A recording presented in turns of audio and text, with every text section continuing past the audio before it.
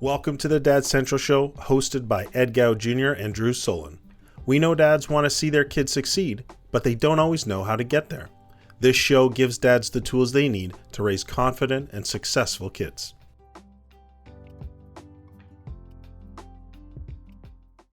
Welcome, everybody. Good evening. My name is Ed Gow Jr. I'm a member of the Dad Central Steering Committee in Ontario. I'd like to say thank you so much for taking time out of your positive, productive schedule to be with us tonight for another one of our monthly conversations that are for fathers.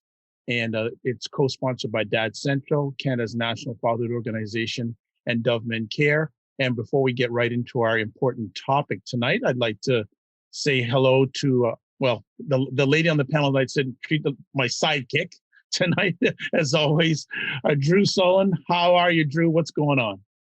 Well, thanks so much, Ed. It's great to be here. It's great to have our panelists. I think these are some of the best times with Dad Central, is being able to bring so many people in who share their perspectives, share their insight, but really to share value for anyone who works with families or anyone who is a dad or going on a family, basically. And so as always, I really love hearing what the panel has to share, and I really hope it just offers a ton of value for people. So I'm excited about tonight. So thanks, Ed.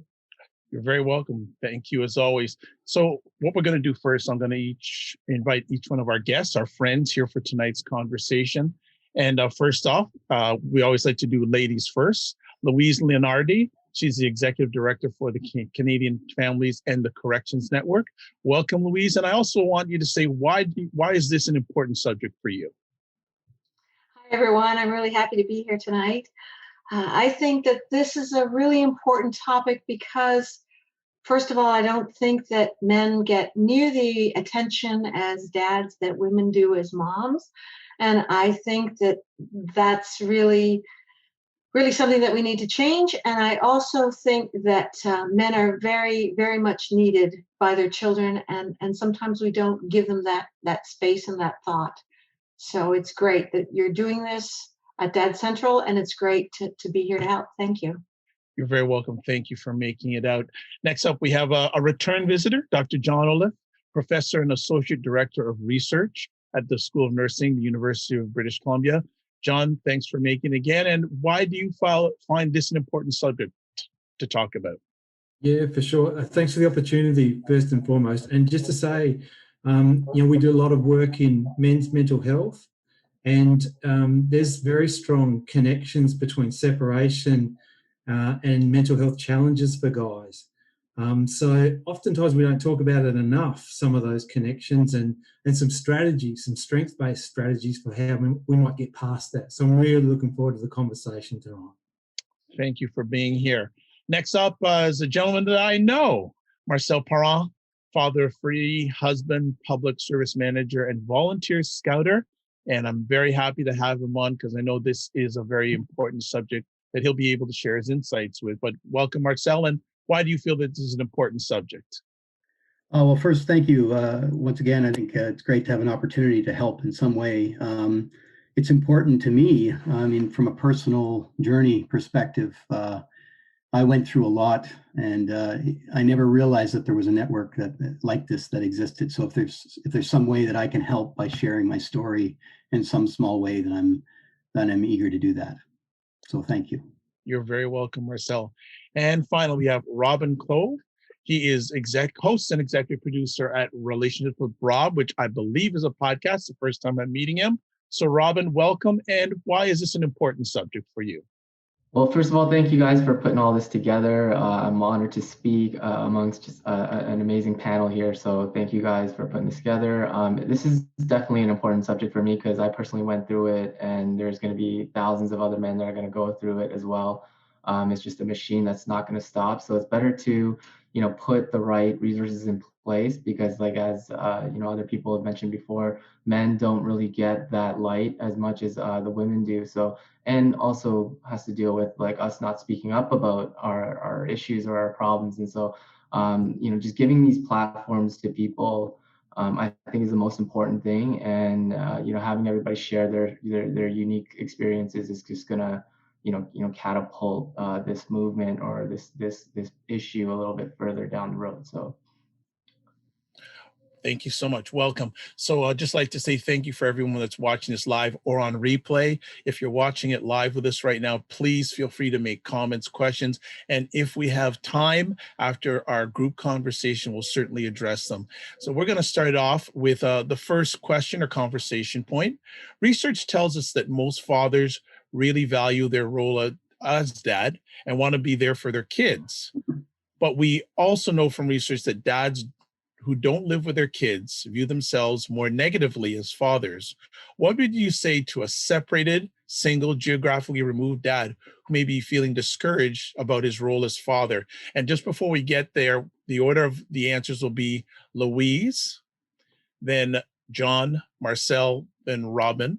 And also to Robin and Marcel, please feel free, if you're comfortable, to share your personal experience in this conversation. So Louise, please give us a start. Well, in working at Canadian Families and Corrections Network, our dads that we work with are actually in jail. So to us, it means a physical separation while they're in jail. But when they come out, it could be separation, divorce, not have access to your children, or be perfectly happy with your family, however that looks. So it's a different kind of a perspective. And research kind of tells us that children are 2 to 4 times more likely to follow their parents' footsteps into jail. And we know that most dads don't really want that.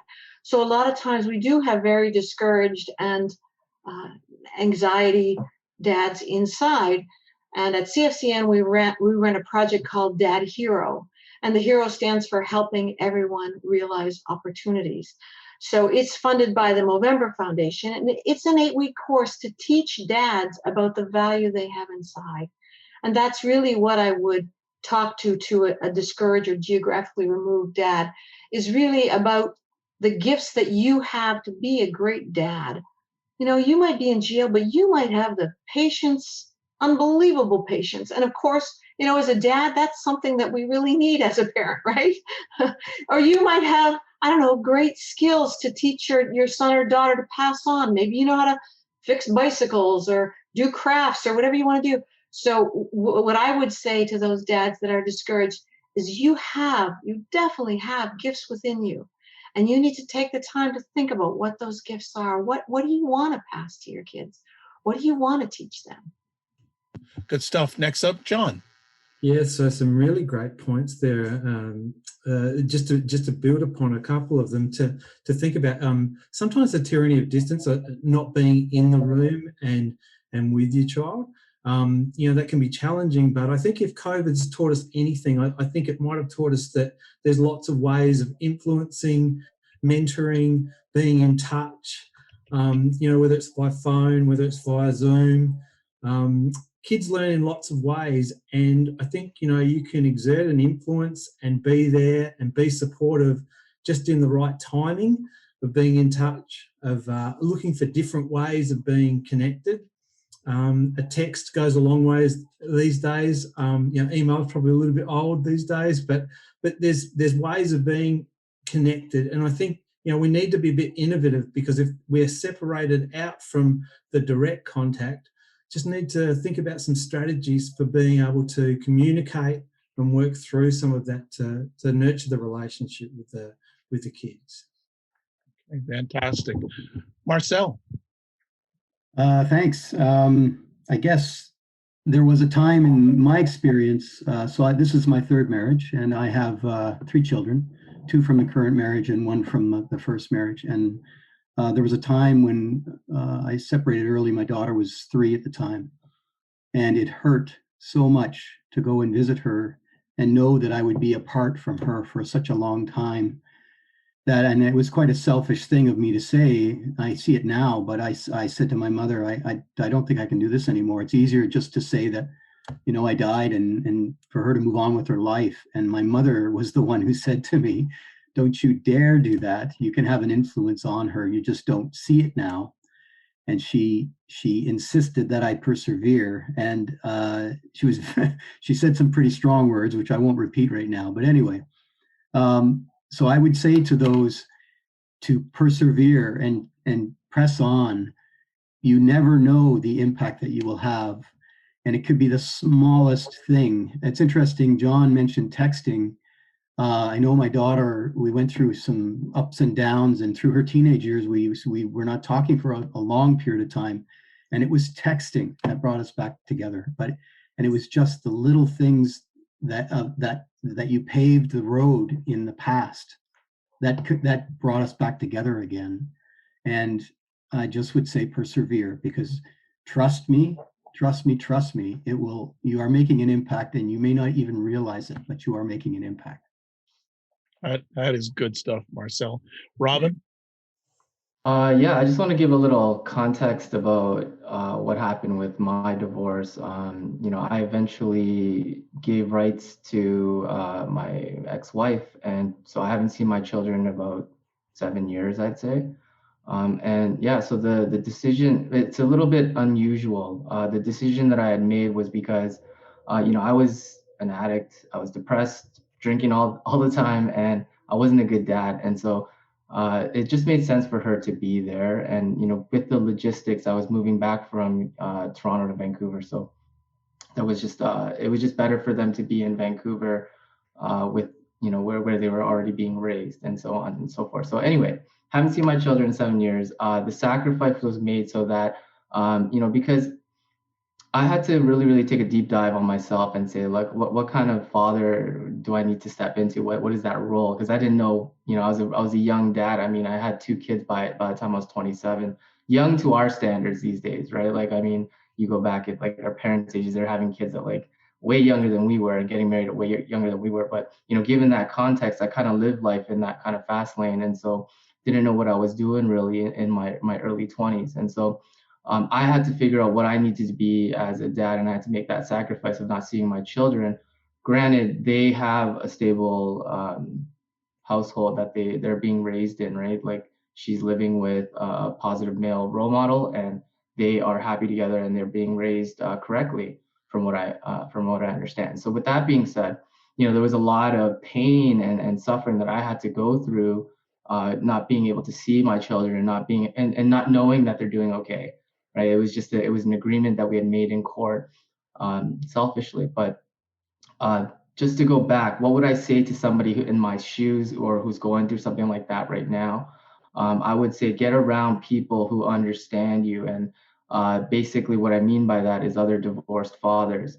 And so that's what I did. I didn't have anybody around me to kind of, even just have this chit chat with. I didn't have this, like, I didn't even have a brother. Like, I have a brother, but he doesn't understand what I'm going through. And so I needed other tech quote unquote brothers to speak to about this. And so that's why I created this group. There's 3,500 plus, I think we're almost at 4,000 members now.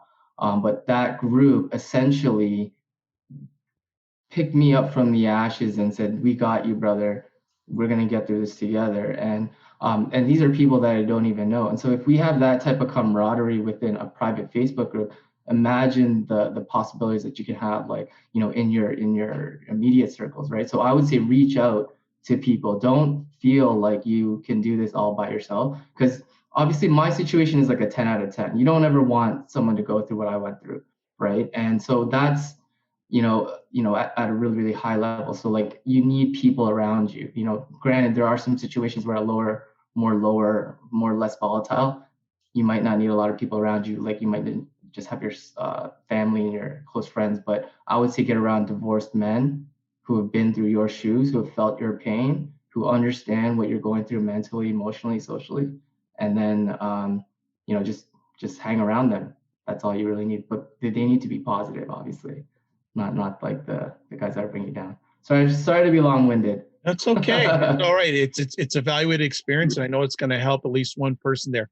Now, Drew, I know you want to come in, and then I'm going to circle back to see if anyone else on the panel wants to add. So, Drew, go ahead. Yeah. Well, first thing I want to say is, Rob, thanks so much for sharing your experience and what you went through. And Marcel, also same with you. I really appreciate knowing that it could be quite challenging to bring up and even discuss some of those old experiences and some of the pain that you've gone through. So thank you very much for sharing that. Two things. One, Marcel, I just want to share a short story that validates even the smallest of things can make a difference, and it can make a difference years later. So in my story, I had a pretty traumatic experience with my father when I was 3 years old, where he abducted me. But the story I want to tell is of a letter that I saw from my father. I think it happened last year. My mom saved everything that from that experience. Obviously, our family separation, etc. So she saved everything that as I grew, though. And so my father had written this letter to me, and I read it as a 40-year-old, and I broke down because it expressed his love for me in that letter. But I hadn't read it until I was 40, and it was written to me when I was 13. So no matter what age or stage or what goes on, I believe you and 100% agree from my personal lived experience. It has and can have a big impact. So, so for that, for Rob, for you, in terms of your point about getting around other people, I can't tell you how valuable having others around you to lift you up in those moments when you don't think you can keep moving is. Movember talks about it. They're doing more and branching out more and sharing even more about it. But, and they've also published research last year about the value of social connections for just the transition into fatherhood and how powerful that is. So, and of course, now with COVID, we all expect it's just so valuable. So I just wanted to reinforce those points and share that short story. Thanks, Ed. No problem. Anyone else on the panel want to add anything before we move on to the next conversation piece? Everyone good? All right. And again, if comments are coming in on the chat, so please keep them coming. So let's go on to our next conversation piece. And I think it was touched about a little bit, but there may be some expanding on it. Given the challenges that a dad may face during after separation, what is most important for dads to focus on for their personal well-being as a parent through or after separation? So Louise, we'll start off with you again first. Well, I know you said most important, but I really have two. That's all right. Okay. So, first, I'd like to say, as sometimes people get really angry with their situation, and sometimes things are not under your control and they're just not working out for you the way you had hoped your life would be going. And that's really, really hard. And, sometimes if the relationship is not good, there's a lot of what we call bashing or negative conversation about dad to the children. And I think that's really, really painful for a dad to hear and to deal with. And that might make you angry too, and it might make you really, really sad. But I think it's important to acknowledge the fact that your children might be really confused, and your children might not understand everything. They might feel abandoned, and to go back to what Robin said, at that point, it's really important to talk to someone else. Social connectedness is so, so very important for all of us, but especially for men and dads who are in different situations. And you need to find your tribe. You need to find the people that are just like you and in that situation. And my second point is, I think self-care is really important. Whether you're in prison or not, separated, divorced, whatever that looks like, if you're not feeling and just your best, then it's really important to make sure that you're eating well and sleeping well and getting as much exercise and outdoor time as you can, just so that you can be okay inside, and then you can give that to other people. So as a dad, those are the things that I hear and I think too are so very, very important. Thank you for that. John? Yeah, just to pick up on a couple of great points that Louise made, I think the first thing is that you're not alone. 26% of the 11 million Canadians between 35 and 64 years of age are on their second marriage or common law partnership. It's a common transition that lots of people go through, lots of guys go through. So there's that sense that it happens to lots of people, and I think we can be affirmed in that, that we can take that on board. And I really want to pick up on that point around exercise and things to do in terms of exercise. Definitely it does help us with mood. And I think one of the most underrated parts of exercise is the cool down when you're walking back maybe from the run, and some time to think through strategy and to slow things down and just cognitively process things in a little bit of a slower way, so as you make informed decisions, because there's lots of decisions and lots of negotiation points that go with a separation. So again, thinking through that, and the only other one I'd throw in is just to say, we talk about things we should do, but there is a few things perhaps we shouldn't do, and I think alcohol-free days is one of the things that we want to think about, and then counting the drinks when we are having a drink, if we are indeed having a drink. Just there are things that are just we want to sort of temper to be the best we can, because there's lots of decisions, lots of things to work through. So we want to be at our best to make informed decisions. Thank you very much, Marcel. I guess I'm going to give you two things as well. Two thoughts came to my mind. That's okay. One is it's just words, and the second one is having healthy distractions. So the first one, it's just words.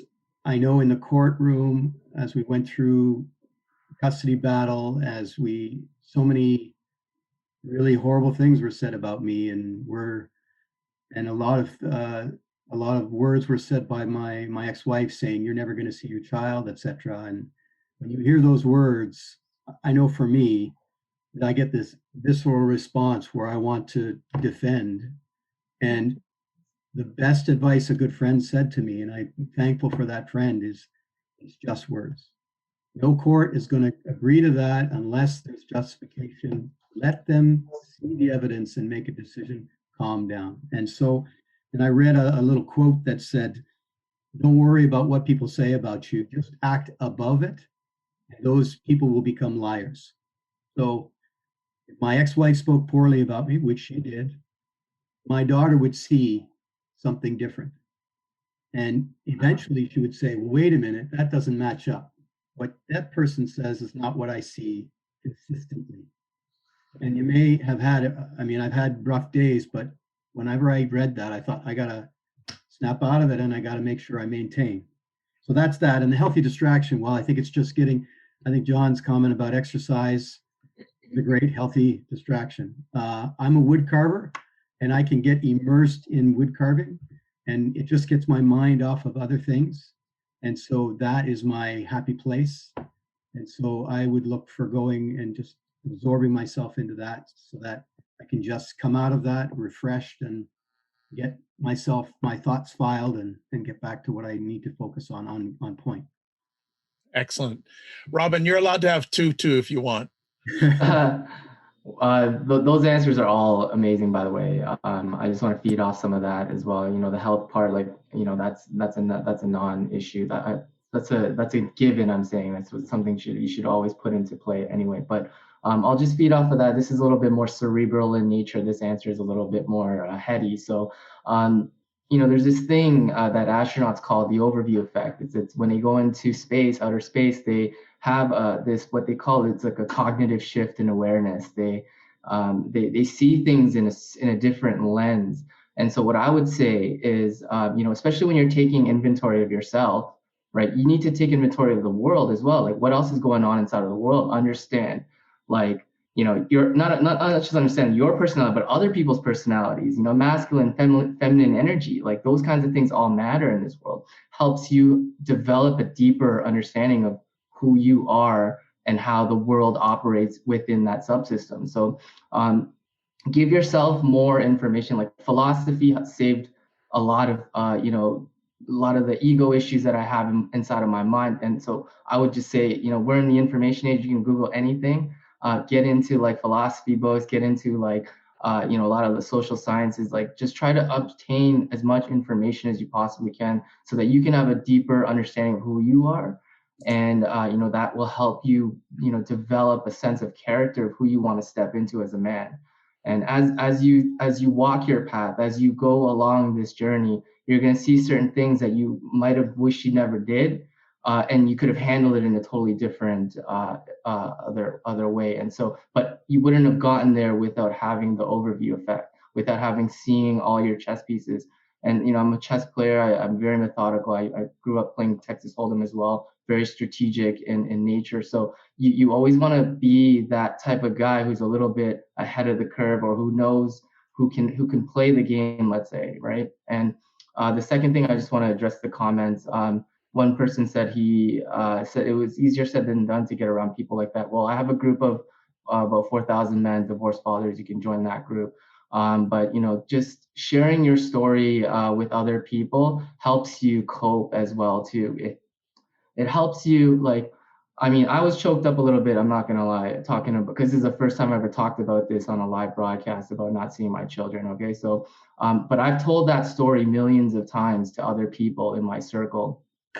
And it wasn't easy at the beginning. I was bawling, breaking down and crying every single time that story came up. But as you get, further along your road, and as you get stronger as a man, as you build stronger character, you can start telling these stories with more of a purpose behind them, as opposed to look at me, I'm a victim, I'm just, it's better to get that message out there. And because Louise talked about the connection piece, like we have to feel connected in order to feel purpose in our lives.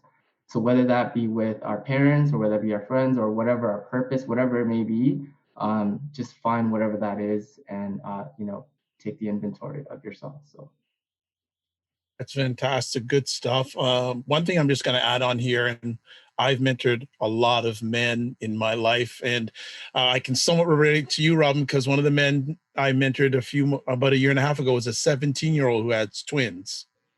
Wow. And one of the first things I do with any man that comes to me is I give him the space to share his story. It's very, very important, because I know many people say men don't talk, but you give them the right environment, they talk. And as I said before we went on live tonight, you want to give, especially any man, but especially men going through this, a safe and a brave space. Give them a safe space to allow to be brave about their story. So I think it's really good stuff that's happening here. Anyone else want to add on before we go on to our next conversation piece? And thank to everyone's contributing in the chat. It is very active. Okay, let's move on. So we have another conversation piece here. Another important finding from research is that the relationship between a single dad and the child's mother is critical. And Marcel, I think, and Robin have sort of said that already. What can you share with dads to help them manage the relationship with the child's mom? Louise?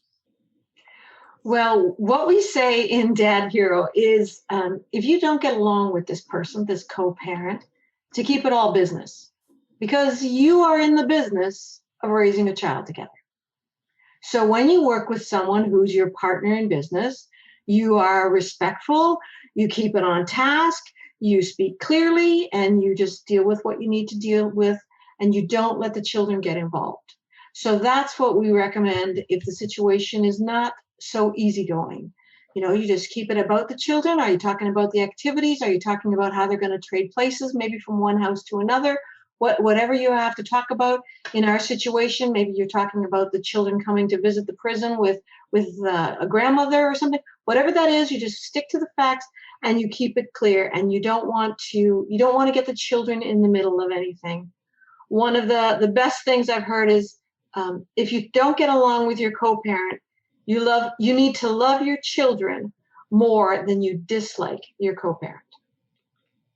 Advice. Very good. John. Yeah, my suggestion is not to de-link the things that you want in terms of being a good father from the things that you want in terms of being a conciliatory partner or ex-partner. So there's some transferable things there to focus on, and I think key is knowing yourself. For a lot of guys, our go-to emotion when we express dissatisfaction is anger. And that's one of the things we've got to be really clear and keen to avoid in those conversations and in those interactions, because they don't serve us well. We're trying to take the heat out of a situation to get the best outcomes and the win-win. And in business, we do it all the time. But sometimes, when there's a bit of a bruise, it can be hard. So you've got to go in with a game plan. But again, just to Louise's point, respect is key. And it's gonna spill over into the relationship with the with the child. So it's super important to go in and be the best you can be in terms of willingness to negotiate and collaborate and work it out. Nice. Marcel. I think of Rob playing poker. So you got to put your poker face on. I got to tell you, the moment that I remained calm on the phone with my ex was the moment that she lost it. She actually got aggravated because she wasn't able to get a response out of me. And sadly, I mean, I think she was dealing with what was going on in her own way. And her way was to aggravate me, knowing that I had a temper and I have a bad temper. And she knew that I would react. But the moment that I did not, that's when I realized, I got off the phone and I realized I was in control. And I now could put my game face on and really get the best out of the situation that I could possibly get. And I have to admit, at the moment, I was kind of fist pumping, going, "Yeah, I got her." But as the days went by and I reflected, I realized this is really great in a broader sense. It's not about winning this moment and who wins, who loses. It's so important to stay calm. And I love Louise's comment about loving. I could have used that years ago. If someone had said, "Hey, I got a tip for you," it would have been great to know. And that's a great saying. It's a great thing to keep in your mind. It's easy to learn. Love your children more than you dislike your ex, and then that will just guide you, I guess. I just think, I guess the last thing is really to pick your battles. There are some things that are, insignificant, time you drop off, pick up, or whatever, versus, hey, I'm moving away, which happened, and I went 4 or 5 months without seeing my daughter, and it was the closest thing to hell on earth that I could ever imagine. It felt like part of my body was sliced off and dragged away. But anyway, remain calm and make sure that in remaining calm, that you have a plan that you can think right about, that you can look for the best outcome for you, your relationship with your children, because that's the goal. That's the prize that you're going for. Excellent. Robin? All great answers. I had to write this down because I don't even speak to my ex-wife, right? So this is gold for me, right? But like, what would I say to somebody in that case? It is obviously situational. You will have to take each one like a grain of salt. But in the cases of really, really toxic, like when you're dealing with toxic characters and people who are really, really difficult to deal with, I'm just going to double down on what Louise said, is just keep it strictly business. That seems to be the consensus within my group as well, the private group that I admin and I oversee, that they all seem to agree with that statement. If it's not in the case of toxicity and you are able to have these conversations with your co-parent, learn effective communication skills, learn how to speak in a way where you can negotiate efficiently, but also compromise without being such a pride-filled or ego-driven maniac. You can step back from that and have logical and rational conversations, but in an effective manner. And what I mean by an effective manner is there's ways that you say things, and there's obviously ways that you don't say things. And so you got to learn and build upon the ways that it's better to say it this way. And if it's something is better to say it that way, then I would take that route, as opposed to just whatever emotion it is that you're feeling inside, the bitterness, the anger, or whatever the case may be. But like I would honestly, just again double down on the business thing, even if because that in itself, right, you would treat the person with a level of communication that is expected on that kind of high level, especially in business, especially when you're dealing with partners along with money and things like that, right? Like we're dealing with kids here now, so it's got to be that same kind of level. So effective communication, I run workshops and stuff like that, but there's other kinds of people who do effective communication workshops, and learning about one thing, I guess maybe one actionable thing I would give it to everybody, and if you've already heard of this, then great. But if not, then implement this into your own lives. And it's the positivity sandwich. Start with something great, right? Start with something positive.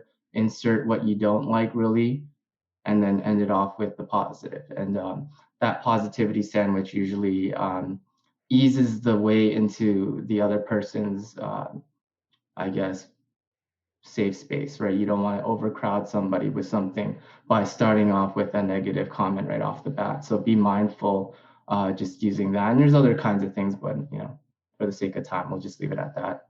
Fantastic. Drew, I think you wanted to add something to this part of our conversation. I did, but then as things have gone, it's just been great insight from everyone. So I don't need to reiterate anything that's already. They shut you down? Come on, man. No. I mean, Ed, I can talk. I know that. It's for the panel to share, and I think they've done fantastic. So let's they're doing. And one of the things I'm enjoying, I always as a host or moderator, when people don't know each other and they're sharing, you're seeing people nodding in agreement in the information that's being shared. That's a beautiful sight. So that's wonderful. Let's get to our next conversation piece. If a dad sees his children or child struggling through the separation, what advice would you give him to help his kids? This is going to be a good answer. Louise, you're on deck first. Well, in our situation, the men that we work with are in jail. So separation is the name of the game, right? Everyone is separated from their children. So we talk a lot about connectedness. We talk a lot about resource. We talk a lot about connection points, whatever that looks like. We have so many resources for men, and I can talk about that later. But in terms of how do you help your children, to your point, the best thing I can say is one of the dads said, it's really simple. It's really simple. Just be there. It doesn't really matter what your kid's going through, whether they're up, whether they're down, whether they're mad, whether they're crying, whether they're fine and they don't want to talk about it. You just be there, and you show up every day, and you call them when you say you're going to call them, and you share what you can, you meet them, you just take them for wherever they are that day. Just be there as a dad. Wonderful. John. Yeah, I think great advice. Open-ended questions, asking them, what's going on for them, how things are for them, give them the opportunity and the permission to talk about, what they're feeling. And kids aren't always looking for you to solve their problems. Sometimes they just want to just express what they're feeling, because it might be new, it might be emergent. They're trying to make sense of it themselves. And so just having someone there who's got their back in terms of listening can be enough. Sometimes we try to solve a lot of problems, and maybe that's not the crux of it. Maybe it's more about listening and being there for them, and validating them in that these feelings are okay. One of the things that's super interesting about separation is that the further the time point out is, generally, the less conflict that's occurring. So things get better with time, and as that kid grows, into adolescence and adulthood, these things start to dissipate. So again, some assurances that this is how you're feeling now, and it's absolutely valid. But this will get better with some time and with some good support. Excellent. Marcel. Well, this is where all those moments along the way that you thought were nothing count. Because, for instance, I'm a huge camper, hiker, canoeer. And so my daughter, I remember when she was 9, we went out on a hiking trip. It was a canoeing trip that I took her on. And she's 29 now. And that Christmas, I went and I hadn't seen, I was seeing her every 3 weeks. That was what the courts permitted me to see my ex. And when my ex was cooperative, I got to see her. So I bought her a little wooden frog as a gift. And you think, why in the world did you get that? Because we slept on an island, and the island had alders on one side, and there were all kinds of frogs, and they kept us up all night long. And you would think that would be a horrible experience, but she still has that frog. And at times when things were rough and she didn't understand why we weren't together and she didn't understand why we weren't getting along, I would make little jokes about the frog, or, well, at least you're getting sleep tonight, you don't have to worry about the frogs, right? Or whatever it might be. And that's just one moment in time. And I mean, it was a big moment, yes, but there were smaller times where you just called to say, hey, how are you? That's it, quick call. Those are you're sowing seeds in your child's life, and they will remember that. And that will keep the linkage so that you can come back. And it's okay if you don't have them right now. You can start right now, and you can you can have those moments where you just get a break away from all the turmoil and maybe say a joke or do a funny face or whatever it might be with your children to get that connection, because every single one of those are gold and they count, and they will bring you back and bring that relationship back to a moment that's a happy place for everybody. And I guess that's the only thing I would advice I would give is just you've got all those moments, link back to them and use them to try and bring some calm. Excellent. Just before we go to Robin, I'm a firm believer it's the little things that make the difference, not the big things.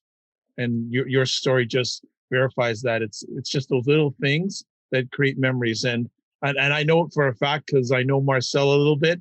If I don't hear from him on a weekend, 9 times out of 10, he's up north camping, he's up north canoeing, whatever. So that's him.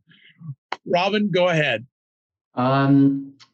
Honestly, I'm going to take one out of my methodical side of my brain here. And, I think age matters. I'm going to put on the ageist hat right now. I think age matters if you're a child. And it should really be taken into consideration of how much the child can actually handle. We need to be also giving the children more responsibility just because of what's going on. They can handle it. I do believe that they can handle it.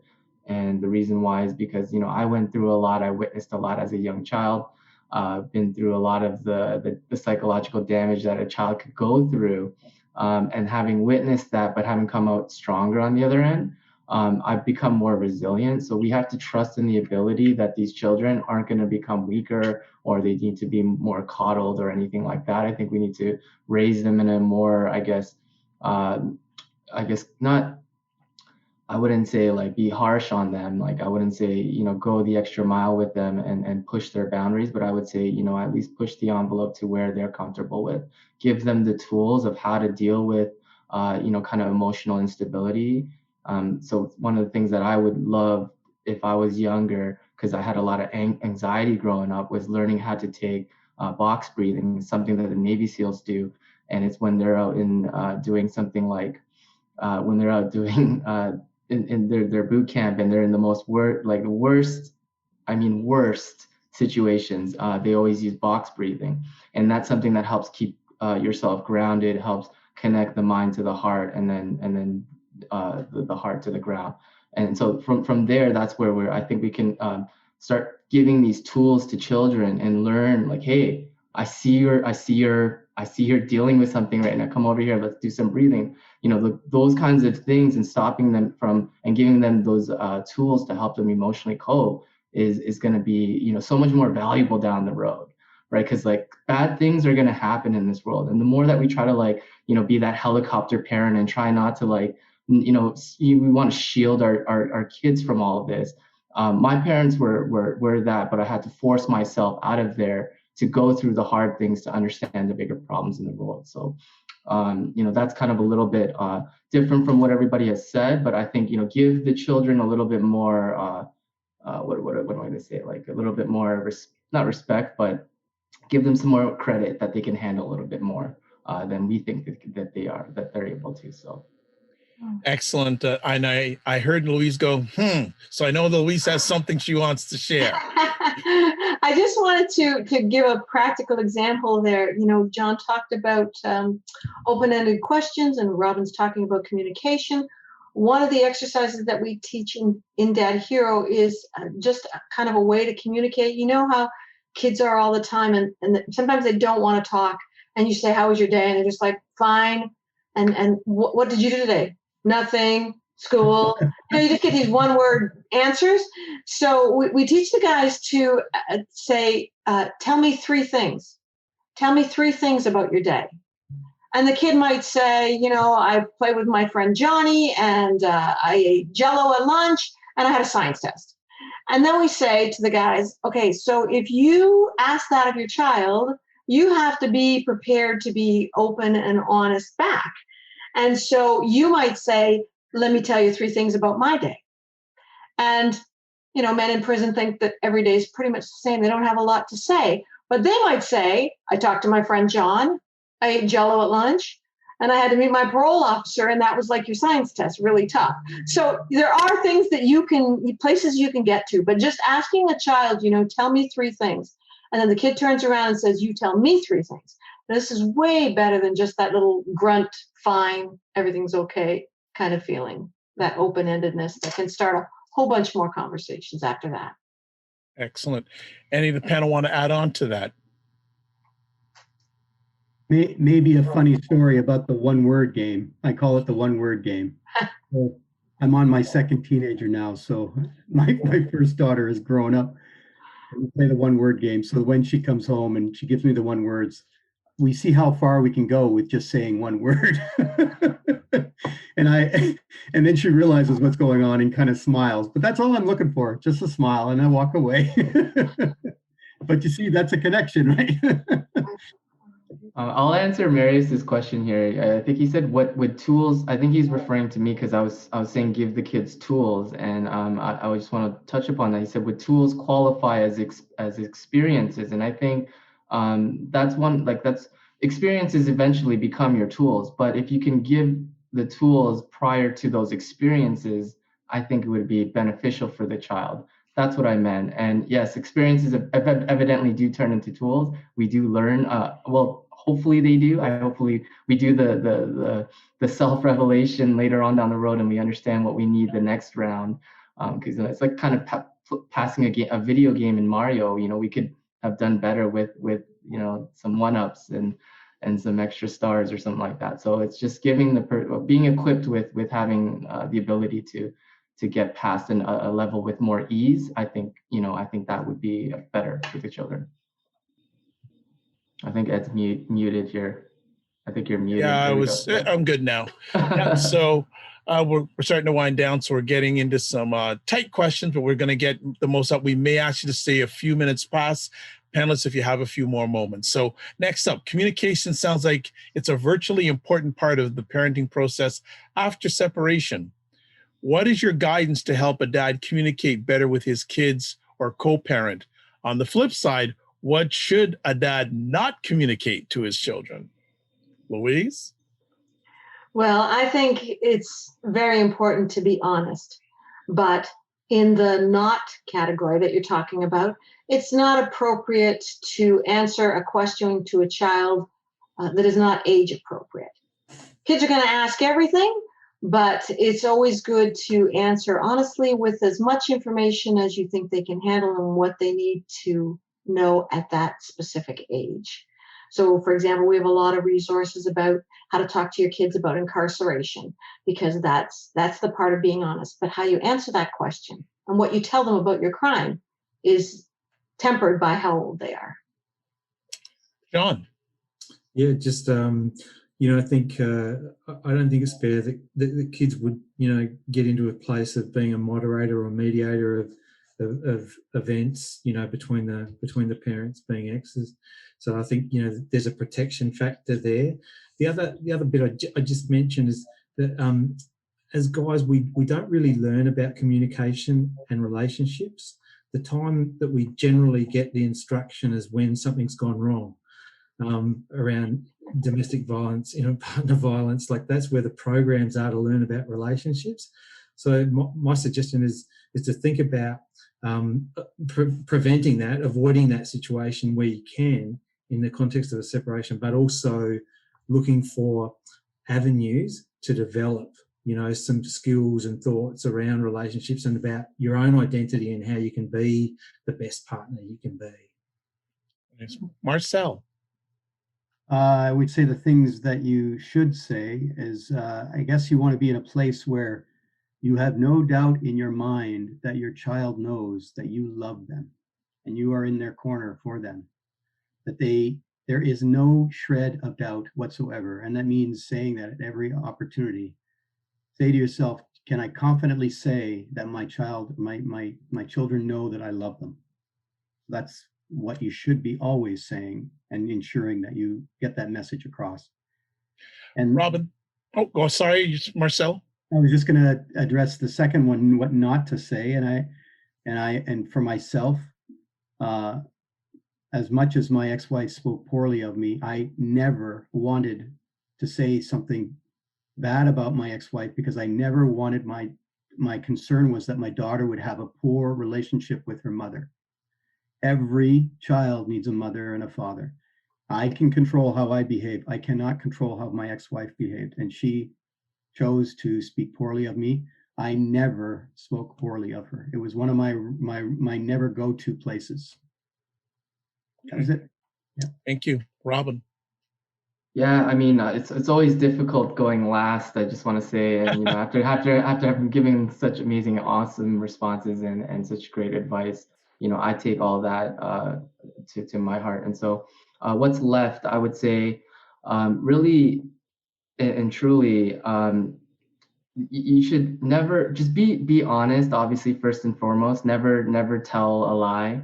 Okay, but I mean, the complexity in which the truth actually is, that can be hidden. So age appropriate is definitely on the list there, because I mean, and it really shouldn't be as much off the table. I think one thing that I grew up wishing and wanting was a deeper connection with my parents. But also, one thing that I will say here is there's certain conversations that a son should have with his dad, and there's certain conversations that a daughter should have with the mom, and those need to be kind of ironed out with, I guess, your co-parent, and have those important discussions, because we have different body parts, and those kinds of things need to be addressed when we're speaking about the birds and the bees a little bit, and obviously in a hetero kind of marriage type of deal here. So obviously, being age appropriate, and then also having those conversations within the subcontext of their own personal experiences, because it's hard for a man to know what a woman is going through, and it's hard for a woman to say what a dad is going through. And so there's that level of understanding there that I think certain conversations could be had with just the mom, and then certain conversations with just the dad. Excellent. Drew, you wanted to come in here, so please do. Again, more from personal experience, I want to share and reiterate Marcel's point about, what you should not communicate is anything negative about the other parent. In my mom's case, the only thing that I heard about my father growing up, even with what happened, were his strengths, were the things that she valued about him, and what strengths that she saw emerging in me as I grew, and where they came from in him. And so, the reality, she always told the truth. She was always honest about what happened, but she identified characteristics that were admirable. And because she knew that I was going to grow up and ultimately be a man, she needed me to see that those gifts were not just, where they came from, and added some value. And so I think it's a really powerful example. And I would encourage any father that, if you have a child, they are part of the other parent is part of them, and they're going to have strengths, and they need to know and understand where those strengths come from.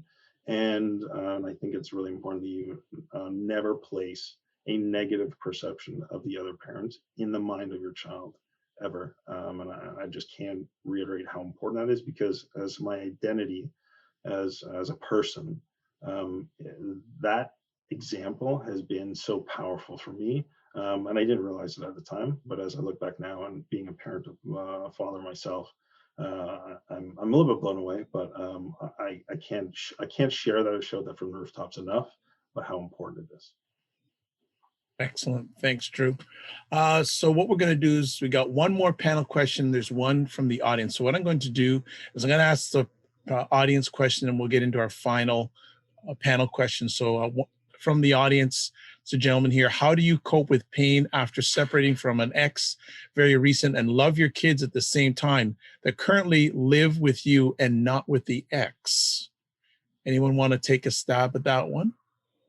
I'll start because that's very similar to me. So like when I first separated from my kids, I brought the children. I uprooted them from daycare, their friends and family, everything. I moved them from Vancouver to Toronto because I was upset at what happened, and I took them here with me, and I was not a good dad, let me tell you. Okay, I was just going downhill from there. So what I had to do in that moment was really, really like that inventory piece of taking inventory of yourself and the things that trigger you and the things that make you mad or things that make you happy, things that make you sad. Like, I mean, doing literally everything, because the mismanagement of emotions is gonna, your children are definitely going to see that and witness that. And kids never listen to what you say, they always watch what you do, and then go and they'll just do their own thing. They'll never listen, they'll just watch what you do. So setting an example,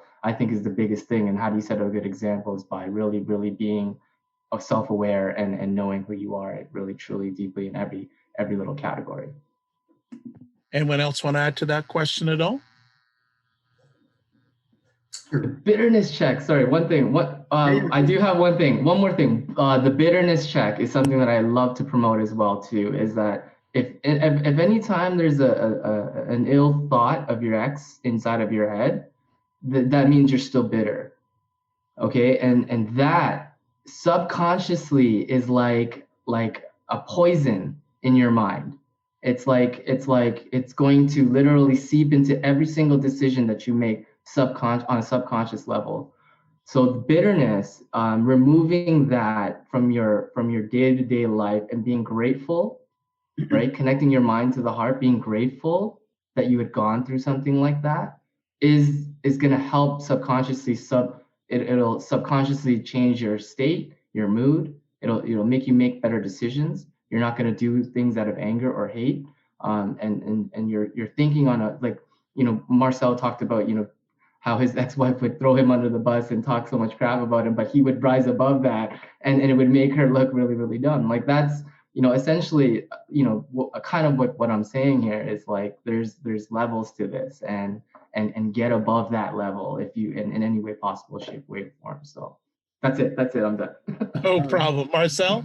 It's all good stuff. And I would just say, and rising above that was easy because I was more focused on my daughter.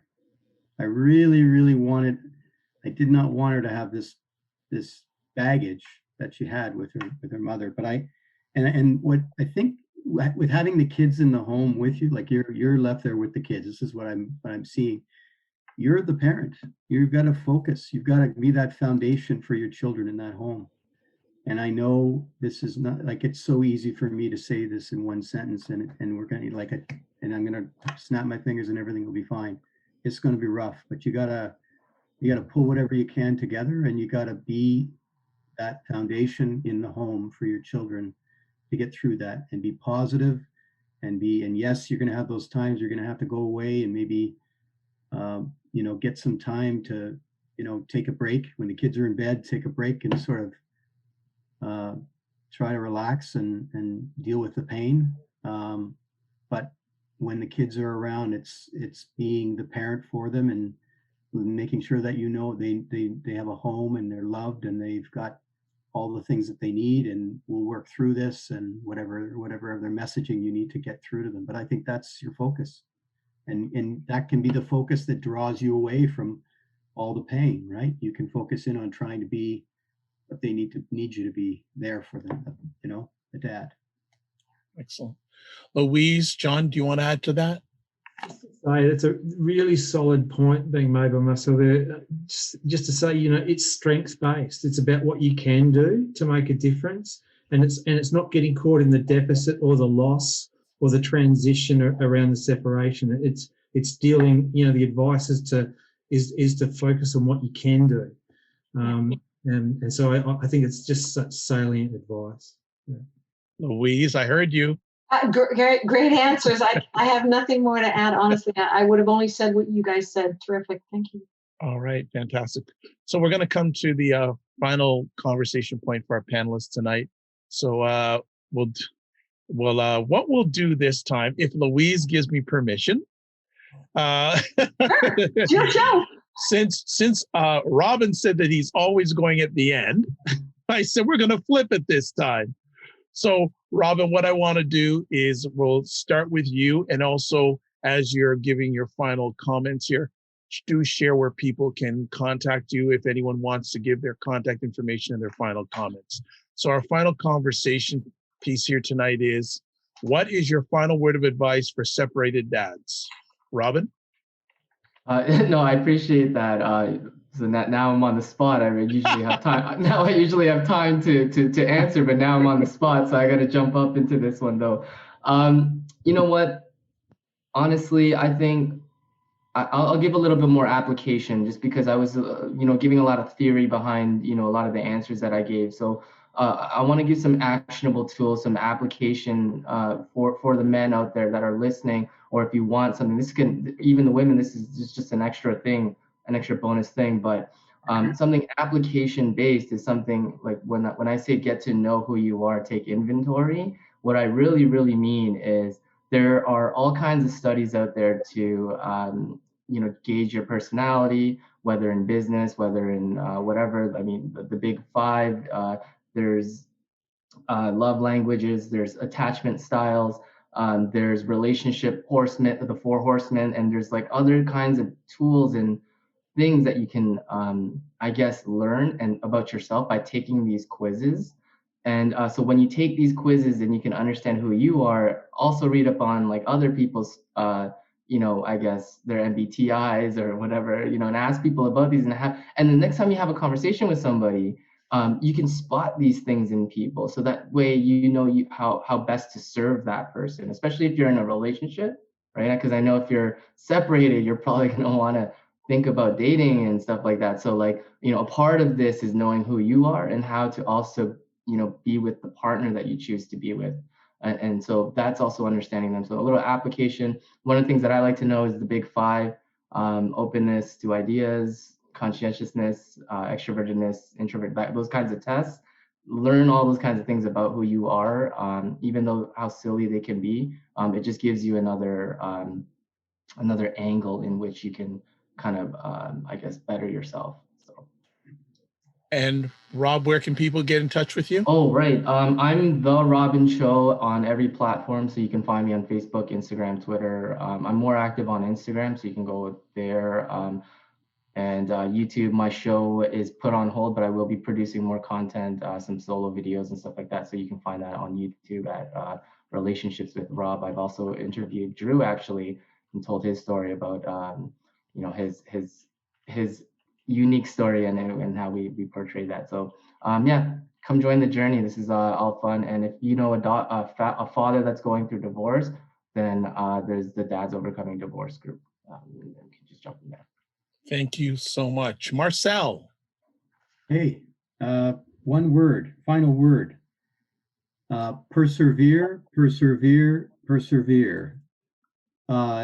People are not going to wonder, what happened after you fell. They're going to want to know what you did when you got back up. So it's a long road. It can be rough at times, but I'm telling you, at the end, it is so rewarding. My daughter's 29. And we have a very, very close relationship. We text all the time. Thank God for texting. And I have 2 beautiful grandchildren now, and I can't tell you enough how wonderful it is. So there is a light at the end of the tunnel, and it's not a train. Persevere, persevere, persevere. All right, we got those 3 words. They are laminated into our minds. Good stuff. Next up, John. Yeah, not to Pollyanna it, but just to say that, the transitions and things that challenge us, if we learn from them going forward, we might just be better equipped and keep moving. It's, it's not a cross-sectional moment. It's a longitudinal, it's a long game, this one. And so, by learning from the things that might have been better and what you could have contributed to, it can go a long way. The other bit I'd just say, a lot of us, our models were our dads, and or not, or parents, in general. And, we didn't really have a blueprint. So give yourself a little bit of leeway in terms of recognizing, that things shift and you need to be your own person in it as well. It's not like we were taught, these skills that were going to probably equip us as well as we might have hoped. And John, if people want to find out more information about you or your organization? Yeah, we're actually doing some work at the moment for November around relationship breakdowns for guys. So you can find me at the Men's Health Research Program at UBC, and we'd be really keen to chat with guys who are going through some of these issues. Yeah. Thank you so much for sharing with us tonight. And Louise? My final comment would be just to keep your dad identity. Don't let anybody label you. Don't let anybody take that away from you. You are a dad, and you want to stay a dad, and you want to be an involved dad. And I'm really big on resources and concrete things. So I'll just show you. You might think it's corny, but it goes a long way. We have this huge paper hug that we made. And you can make one yourself. It's just a big, long piece of paper, right? And we had them printed at a printer. But what you do is you take it and you make it look like you. So you put whatever you got, skin color, rings, bracelets, tattoos, whatever is on your arms and your hands, and you do it up, and then you write all the sayings that you want for your child. I love you, keep going, stay in school, you're the best, whatever, great job on the science test, whatever you want to say to that child, and then you cut it out and you send it to them. And don't be surprised if you get one back. It's a we call them a paper hug, but it's about keeping your dad identity. And Louise, if they want to find out more information about your organization? I threw my contact stuff into the chat. We're at Canadian Families and Corrections Network. You can look us up online and everything's there. Thank you. Tons of resources. Thank you.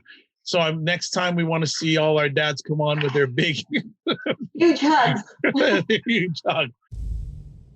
Fantastic. Well, I'd like to just say before I hand it off to Drew to close, thank you, first of all, to our panelists. I like to call them friends. I don't like panelists. It sounds so formal, but thank you to our friends for making this an epic conversation. I'd like to thank the audience live or who will be watching on the replay. Lots of positive comments here going on in the chat, and I know there'll be lots when this is posted for a replay. Say before, hand it over to Drew. First thing is there is a course that we offer at Dad Central called Super Dad, Super Kids. And one of the key components in one of the chapters says to dads, it's not how much time you spend with your children or your child, it's what you do in that time that you spend with your child or children.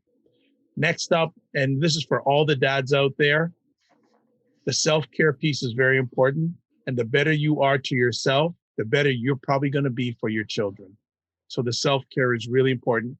And the last thing, I say this to dads, men, everybody, especially during 2020, give yourself grace. Drew? Really, I have to follow that in. That's a fantastic summary. What more? That's it. No, mic drop right there. So thank you so much, Ed. That's a fun. What I'll add is this. Here at Dad Central, our goal is to be like what Ed just described, a great resource for dads and for anyone who supports or is serving families and the family has a dad. So we've got a resource that's specifically for this circumstance. It's called Full-Time Dad, Part-Time Kids. It's for recently separated or divorced dads. We also have a resource that's specifically for dads who are in blended families so that they've gone through the separation. And those are all available for free on dadcentral.ca. Go into our free resources section and you can have access to it.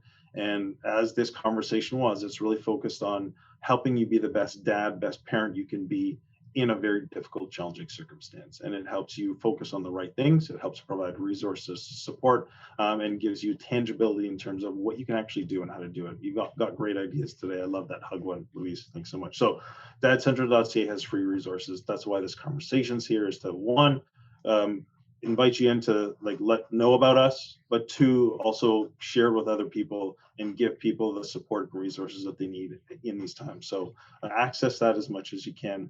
I'll just wrap it up by saying thanks so much to our panel, to Government Care, and to everyone who chose to come and attend, and anyone who watches on replay. Thank you so much.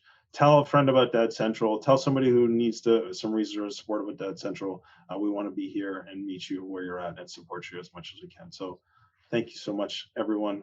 It's been an honor and a privilege to hear and you share your stories and talk tonight. So wishing the dads and everyone out there all the best, and have a great evening, and look forward to seeing you in our next conversation. Bye.